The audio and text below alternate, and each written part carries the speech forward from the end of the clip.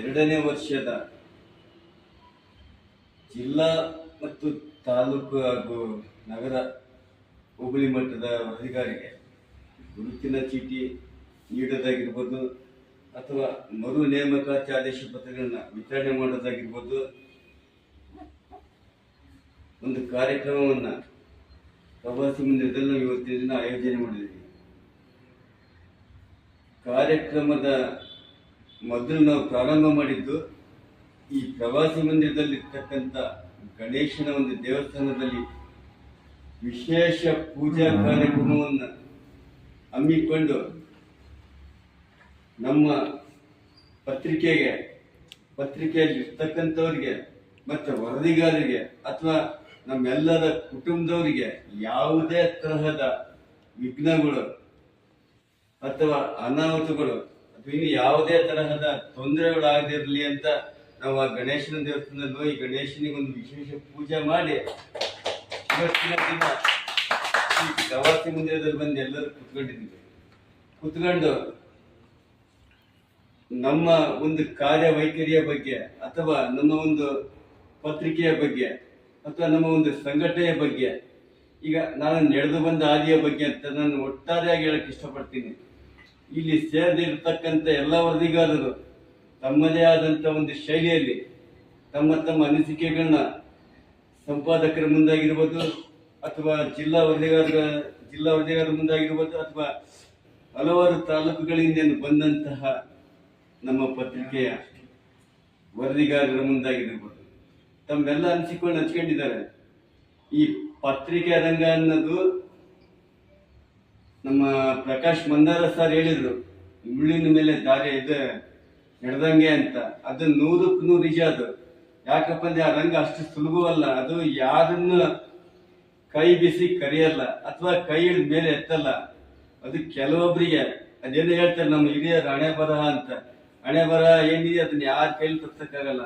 ಈಗ ನಾನು ಮೊಟ್ಟ ಮೊದಲನೇದಾಗಿ ಈ ಪತ್ರಿಕಾ ರಂಗಕ್ಕೆ ಕಾಲಿಟ್ಟಿದ್ದು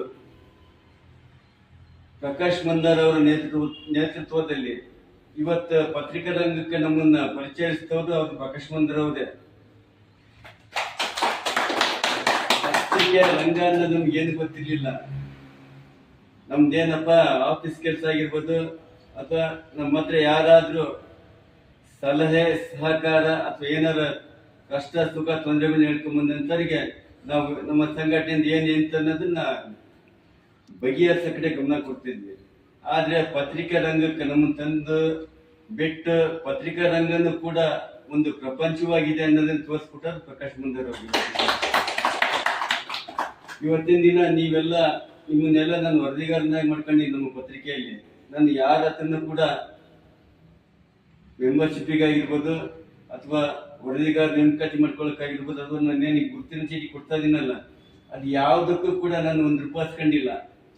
ಯಾಕಪ್ಪ ಅಂದ್ರೆ ನನಗೆ ಪತ್ರಿಕೆ ರಂಗಕ್ಕೆ ಅವರು ಬರಮಾಡಿಕೊಳ್ಳೋ ಮುಂದೆ ನನ್ನ ಕಡೆಯಿಂದ ಯಾವುದೋ ಒಂದು ಫೋನ್ ಇಸ್ಕೊಂಡಿಲ್ಲ. ಅವರು ನನ್ನ ಕರ್ಕೊಂಡು ಹೋದ್ರು ಶಿವಮೊಗ್ಗ ಜಿಲ್ಲೆಯ ಪತ್ರಿಕೆ ಅದು ನ್ಯೂಸ್ ವಾರಿಸ್ ಅಂತ. ಆ ಪತ್ರಿಕೆಯಲ್ಲಿ ನನ್ನ ಹರಿಹರ ತಾಲೂಕು ವರದಿಗಾರನಾಗಿ ಮಾಡಿದ್ರು. ಆ ನಂತರದಲ್ಲಿ ಜನಾಕ್ರೋಶ ಪತ್ರಿಕೆ ಅದನ್ನು ಕೂಡ ಅವರೇ ತಗೊಂಬಂದ್ರು ನಮ್ಮ ಹರಿಹರ ತಾಲೂಕಿಗೆ. ತಗೊಂಬಂದು ಅಲ್ಲಿ ನನ್ನನ್ನು ಕ್ಯಾಮ್ರಾಮ್ಯಾನ್ ಆಗಿ ಪರಿಚಯ ಮಾಡಿದ್ರು ನಮ್ಮ ತಾಲೂಕಿಗೆ. ಆ ನಂತರದಲ್ಲಿ ಪ್ರಾರಂಭವಾಯಿತು ನನ್ನದೇ ಆದಂತ ಒಂದು ಜೀವನ. ನಾನು ಕೂಡ ಯಾಕಂತ ಪತ್ರಿಕೆ ಮಾಡಬಾರ್ದು, ಪತ್ರಿಕೆ ರಂಗದಲ್ಲಿ ನಾನು ಯಾಕೆ ದುಡಿಬಾರ್ದು, ನಾನು ಯಾಕೆ ದುಡಿಬೇಕಂತ ಇದೀನಲ್ಲ, ಆ ಥರ ನನ್ನ ಜೊತೆಲಿ ಇರ್ತಕ್ಕಂಥ ನಾನು ಯಾಕೆ ದುಡಿಸ್ಕೊಳ್ಬಹುದು ಅಂತಕ್ಕಂಥ ಮನೋಭಾವನೆ ಇಟ್ಕೊಂಡು ಇವತ್ತಿನ ದಿನ ನಾನು ಯಾರ ಹತ್ರನೂ ಕೂಡ ₹1 ಕೈ ಹೊಡೆದೆ ವರದಿಗಾರರಾಗಿ ಉಚಿತವಾಗಿ ನಾನು ಕಾರ್ಡ್ ಕೊಟ್ಟಿದ್ದೀನಿ.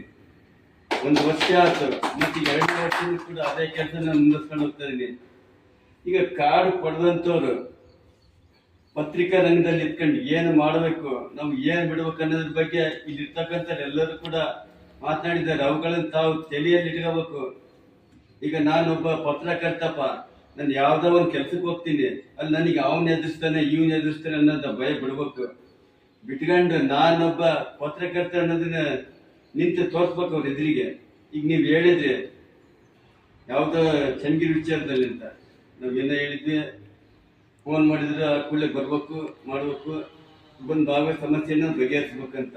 ಈಗ ನಾವಿರ್ತಕ್ಕಂಥದ್ದು ಹರಿಹರದಲ್ಲಿ, ನೀವಿರ್ತಕ್ಕಂಥದ್ದು ಇಲ್ಲಿ ಚನ್ನಗಿರಿಯಲ್ಲಿ. ನಮ್ಮ ಇಬ್ಬರ ಮಧ್ಯೆ ಎಷ್ಟು ಅಂತರ ಇದೆ ಅನ್ನೋದನ್ನ ತಾವು ಸ್ವಲ್ಪ ಪರಿಶೀಲನೆ ಮಾಡ್ಬೇಕು. ಈಗ ನಾನು ಆ ಕ್ಷಣಕ್ಕೆ ಬರೋಕ್ಕಾಗಿಲ್ಲ. ನಮ್ಮ ಮಲೆಬೆನ್ನೂರು ಒಬ್ಬಳೆ ಪ್ರಕಾಶ್ ಅವ್ರನ್ನ ಈ ಊರಿಗೆ ಕಳ್ಸಿಕೊಟ್ಟಿದ್ದೆ ನಾನು. ನೀವು ಅವರು ಕೂಡ ಜೊತೆಲೆ ಕಾರ್ಯಾಚರಣೆ ಮಾಡ್ತೀರಾ. ಮಾಡ್ಕೊಂಡು ಬಂದಂತ ಆದ್ಮೇಲೆ ಅಲ್ಲಿ ಏನ್ ನಡೀತು ಏನಿಲ್ಲ ಅನ್ನೋದ್ರ ಬಗ್ಗೆ ನಿಮ್ಗೆ ಎದುರಿಸಿದ್ದಾಗ್ಲಿ ಯಾವುದೇ ಆಗ್ಲಿ, ನಾವು ಪತ್ರಿಕೆಯ ಮುಖಾಂತರ ನನ್ನದೇ ಆದಂತ ಒಂದು ಬರವಣಿಗೆಯಲ್ಲಿ ಬರೆದು ಆ ತಾಲೂಕಿನ ಜನಗಳು ಪ್ರತಿಯೊಬ್ಬರು ತಿಳ್ಕೊಳ್ಳಾಗಿ ನಾನು ಬರೆದಿದ್ದೀನಿ.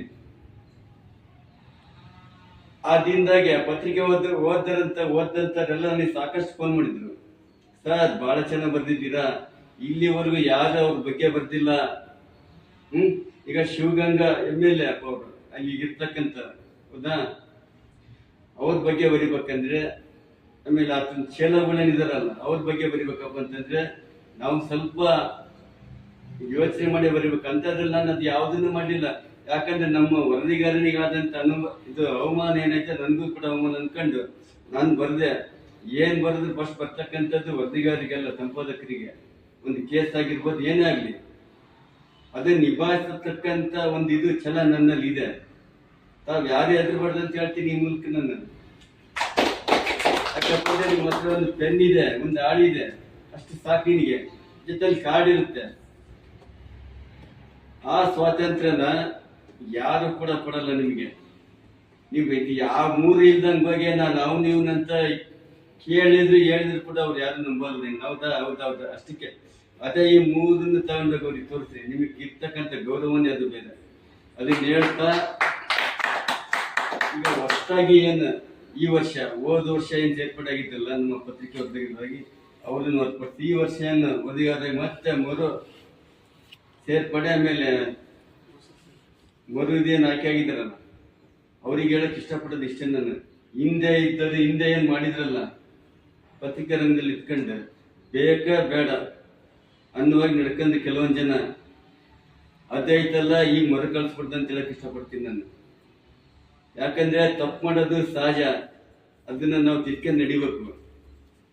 ನೀನ್ ತಪ್ಪು ಮಾಡ್ತಾ ಇದ್ದಪ್ಪ ಅದನ್ನ ತಿದ್ಕೊಂಡು ಹೋಗಂತ ಯಾರು ಹೇಳಕ್ ಬರಲ್ಲ ಇಲ್ಲಿ ಇವತ್ತಿನ ದಿನ. ಯಾಕಂದ್ರೆ ಮಾಡ್ಕೊಂತ ಹೋಗಂದ್ರೆ ಬಹಳ ಜನ ಮಾಡೋದ್ರಿಂದ ಅವ್ರಿಗೆ ಲಾಭ ಆಗುತ್ತೆ, ಮಾಡೋರಿಗೆ ಲಾಭ ಆಗಲ್ಲ. ಇದನ್ನ ತಲೆ ಇಟ್ಕೊಂಡು ಮುಂದಿನ ದಿನಗಳಲ್ಲಿ ಪತ್ರಿಕೋದ್ಯಮ ಅಂದ್ರೆ ಏನು, ಪತ್ರಿಕಾ ರಂಗ ಅಂದ್ರೆ ಏನು, ಈಗ ನನ್ನನ್ನು ವರದಿಗಾರನಾಗಿ ಮಾಡಿದಾರಪ್ಪ, ನಾನು ಏನು ಕೆಲಸ ಮಾಡ್ಬೇಕು ಪತ್ರಿಕಾ ರಂಗದಲ್ಲಿ, ಯಾವ ತರ ಕೆಲಸ ಮಾಡ್ಬೇಕು, ಯಾವ ತರ ನಡ್ಕೋಬೇಕು ಅನ್ನೋದನ್ನ ನಾವು ಮನಸ್ಸಲ್ಲಿ ಇದು ಮಾಡ್ಕೊಂಡು ಏನೇ ಬರ್ಲಪ್ಪ ನಮ್ಮ ಜೀವನದಲ್ಲಿ ಕೆಟ್ಟದ್ದು ಅನ್ಕೋಬಾರ್ದು, ಅದನ್ನ ಒಳ್ಳೇದು ಅನ್ಕೋಬೇಕು ನಾವು. ಇವತ್ತಿನ ದಿನ ನೋಡ್ರಿ, ನನ್ನ ಜೇಬಲ್ಲಿ ಇರ್ತಕ್ಕಂಥದ್ದು ಆಗಿರ್ಬೋದು, ಅಥವಾ ನನ್ನ ಮನೆಯಲ್ಲಿ ಇರ್ತಕ್ಕಂಥದ್ದು ಆಗಿರ್ಬೋದು, ಅಥವಾ ನಾನು ಈಗ ಇವತ್ತಿನ ದಿನ ಏನು ಜನಸಾಮಾನ್ಯರ ಕೆಲಸ ಮಾಡಿಕೊಟ್ಟು ಏನು ಹಣ ಪಡ್ಕೊಂಡು ಜೀವನ ಮಾಡ್ತಾ ಇದ್ದೀನಲ್ಲ, ಅಲ್ಲಿ ಬಂದಿರೋಂಥ ಹಣನ ನಾನು ಒಬ್ಬನೇ ವೆಚ್ಚ ಮಾಡ್ಕೊಂತ ಇಲ್ಲ. ಈ ಕಡೆ ಮನೆಗೂ ಕೂಡ ಇದು ಮಾಡ್ತಾ ಇದ್ದೀನಿ, ನಮ್ಮ ಅಣ್ಣ ತಮ್ಮಂದ್ರಿಗೂ ಕೂಡ ಇದು ಮಾಡ್ತಾ ಇದ್ದೀನಿ. ಅದ್ರ ಜೊತೆಯಲ್ಲಿ ನಮ್ಮ ಸಂಘಟನೆ ಮತ್ತೆ ಪತ್ರಿಕೆ ಏನಿದೆಯಲ್ಲ ಅದಕ್ಕೂ ಕೂಡ ನಾನು ಖರ್ಚು ಮಾಡ್ಕೊಂತ ಬರ್ತಾ ಇದ್ದೀನಿ. ತಮ್ಗಳು ಯಾರ ಕಡೆ ಇದು ಮಾಡ್ತಾ ಇಲ್ಲ, ಅದನ್ನ ತಲೆಗಿಟ್ಕೊಂಡು ಯಾರೇ ನಾವು ವರದಿಗಾರ ಆಗ್ತೀವಿ ಅಂತ ಕೇಳ್ಕೊಂಬಂದ್ರೆ ನಿಮ್ಮ ಹತ್ರ ಉಚಿತ ಅವಕಾಶ ಕೊಟ್ಟಿರ್ತೀವಿ. ನೀನು ಅಷ್ಟು ಕೊಡಪ್ಪ ಇಷ್ಟು ಕೊಡಪ್ಪ ಅಂತ ಅವ್ರಿಗೆ ಯಾರು ಕೇಳಕ್ ಹೋಗ್ಬೇಡಿ. ಯಾಕೆ ಬಂದು ಕೇಳಿದ್ರೆ ಅವ್ರು ಯಾರು ಬರಲ್ಲ ಅಲ್ಲಿ. ಈಗ ಒಬ್ಬರ ಹತ್ರ ಕೂಡ ಚೈತನ್ಯ ಇರುತ್ತೆ, ಒಬ್ಬರ ಹತ್ರ ಕೂಡ ಚೈತನ್ಯ ಇರಲ್ಲ. ಹಾಗಾಗಿ ನಮ್ಮ ಪತ್ರಿಕೆಯಲ್ಲಿ ಯಾರು ಬರ್ತಾರೋ ಯಾರು ಹೋಗ್ತಾರೋ ಎಲ್ರಿಗೂ ಸ್ವಾಗತ ಇರುತ್ತೆ. ಹಾಗಾಗಿ ಇವತ್ತಿನ ದಿನ ನಾವೇನು ಕಾರ್ಯಕ್ರಮವನ್ನು ನಂಬ್ಕೊಂಡಿದ್ದೀವಲ್ಲ, ಕಾರ್ಯಕ್ರಮಕ್ಕೆ ಎಲ್ಲ ಜಿಲ್ಲಾ ಮತ್ತು ತಾಲೂಕು, ನಗರ, ಹೋಬಳಿ ಮಟ್ಟದಿಂದ ಬಂದಂತ ನನ್ನ ವರದಿಗಾರರಿಗೆ ಮೊದಲು ನಾನು ಅಭಿನಂದನೆ ಸಲ್ಲಿಸಕ್ಕೆ ಇಷ್ಟಪಡ್ತೀನಿ. ಯಾಕಪ್ಪ ಅಂದ್ರೆ ಅವ್ರವ್ರ ಕೆಲಸ ಕಾರ್ಯಗಳನ್ನ ಬಿಟ್ಟು ಬರೋದು ಅಷ್ಟು ಸುಲಭ ಅಲ್ಲ. ಬಂದಿದ್ದಾರೆ. ಹಿಂದೆ ಏನಾಯ್ತೋ ಬೇಕಾಗಿಲ್ಲ ನನಗೆ, ಮುಂದೆ ಏನಾಗುತ್ತೆ ಅನ್ನೋದ್ರ ಬಗ್ಗೆ ಅಷ್ಟೇ ಬೇಕು. ಅದ್ರ ಬಗ್ಗೆ ನಾವು ತಲೆ ಕೆಡ್ಸ್ಕೊಂಡು ನಮ್ಮ ಕೆಲಸ ಏನು ಅದನ್ನ ನಾವು ಮಾಡ್ಕೊಂತ ಹೋಗೋಣ ಅಂತ ಹೇಳ್ತಾ ನನಗೆ ಮಾತನಾಡಲಿಕ್ಕೆ ಅವಕಾಶ ಮಾಡಿಕೊಟ್ಟವರಿಗೆ ಧನ್ಯವಾದ ಹೇಳ್ತೀನಿ.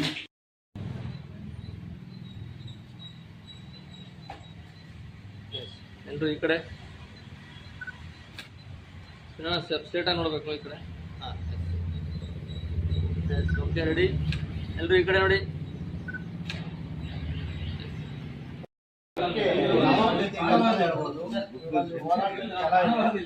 ಹೋರಾಟ ಬರಹದ ಮೂಲಕ ಮುಂದುವರಿದೆ.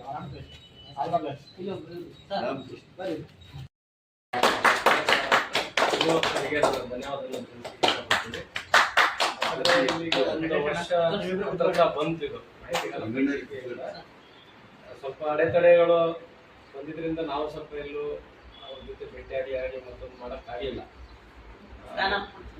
ಈ ಮಟ್ಟದಲ್ಲಿ ಇವತ್ತು ಇಷ್ಟು ಜನ ಸೇರಿದ್ದೀವಿ ಅಂತಂದ್ರೆ, ಯಾಕಂದ್ರೆ ಲಾಸ್ಟ್ ಟೈಮ್ ನಾವು ಅಷ್ಟೊಂದು ಜನ ಸೇರಿರ್ಲಿಲ್ಲ. ಮೂವ್ಮೆಂಟ್ ಅಲ್ಲಿ ಸ್ವಲ್ಪ ಜನ ಇದ್ವಿ. ಈಗ ಬಹಳ ಹೆಮ್ಮೆ ಖುಷಿ ಏನಂತಂದ್ರೆ, ಇವತ್ತು ಪತ್ರಿಕೆ ಈ ಹಂತಕ್ಕೆ ಇವತ್ತು ಬೆಳೆಯುತ್ತೆ, ಮುಂದೆ ಬೆಳ್ಕೊಂಡು ಹೋಗುತ್ತಂತ ನಾವು ಅನ್ಕೊಂಡೂ ಇರ್ಲಿಲ್ಲ. ಎಲ್ಲಿ 4 ಜನ ಮಾಡ್ಕೊಂಡಿರ್ತಾರೆ, ಯಾಕಂದ್ರೆ ಒಬ್ರು ಸಂಪಾದಕರು ಅವ್ರು ಇಷ್ಟ ಮಾಡ್ತಾರೆ, ಕೆಲವರು ಮಾಡಲ್ಲ. ತಾಲೂಕುಗಳಲ್ಲಿ ನೋಡ್ತೀವಿ, ಅವ್ರು ಇಷ್ಟ ಬಂದಂಗೆ ಮಾಡ್ತಾರೆ ಮಾಹಿತಿ, ಅವ್ರು ಏನಾದ್ರು ಮಾಹಿತಿಗಳಾಗ್ಲಿ ವಿಷಯಗಳಾಗ್ಲಿ ಅಥವಾ ಈ ಪತ್ರಿಕೆಯಿಂದ ನಾವು ಬೆಳೆಸ್ಬೇಕು ಅನ್ನೋ ಮನಸ್ಥಿತಿ ಕೆಲವೊಬ್ಬರಿಗೆ ಒಬ್ಬರು ಸ್ವಾರ್ಥಕ್ಕಂತ ಯೂಸ್ ಮಾಡ್ಕೊಂಡ್ಬಿಡ್ತಾರೆ.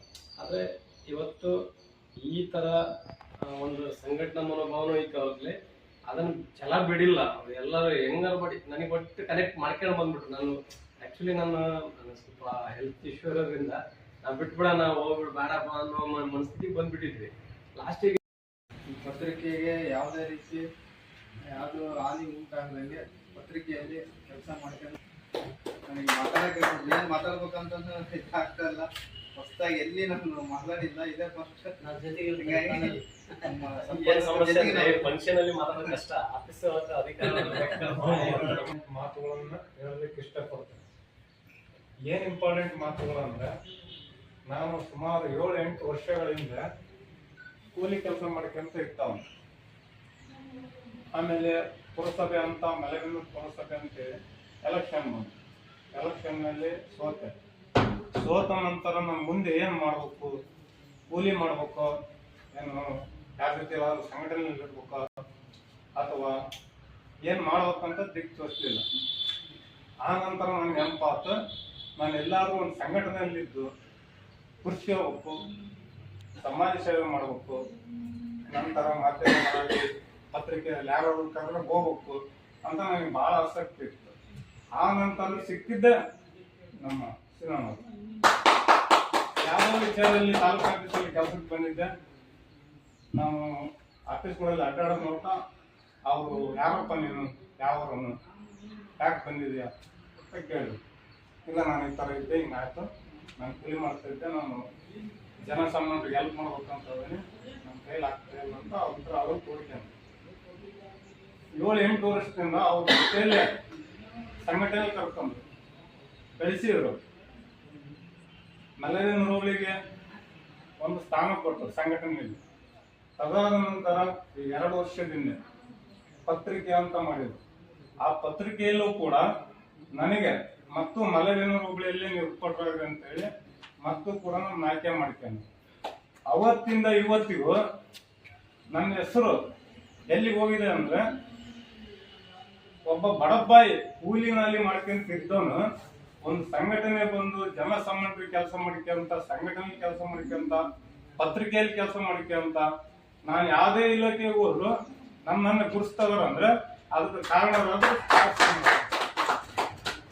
ಹಂಗೆ ನೀವು ಕೂಡ